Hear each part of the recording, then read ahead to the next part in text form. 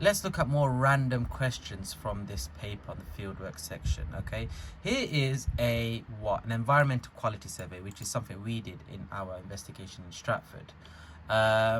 You all did like an environmental quality survey. We went to 3 different locations, but they've done a random one here. And remember, this is when the kind of like person who's doing the investigation will tick whether they think in that particular area is there lots of traffic or not much traffic. So they gave it a +1.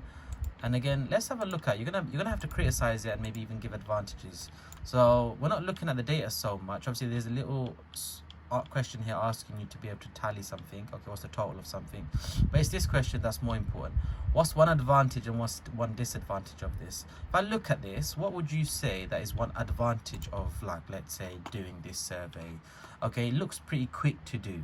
Okay, that's one, you could say it's very quick to do. We're going to look at the mark scheme.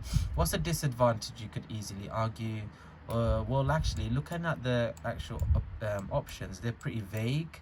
Okay, and actually, is this, when this is being done, is this based on opinions or facts? So you could argue that it's not really factual. So how reliable is this data, because it's opinionated. Let's look at the mark scheme. So the advantage, you could say it's very easy to read and understand. It's very quick to complete. You can gather a lot of data, that's true.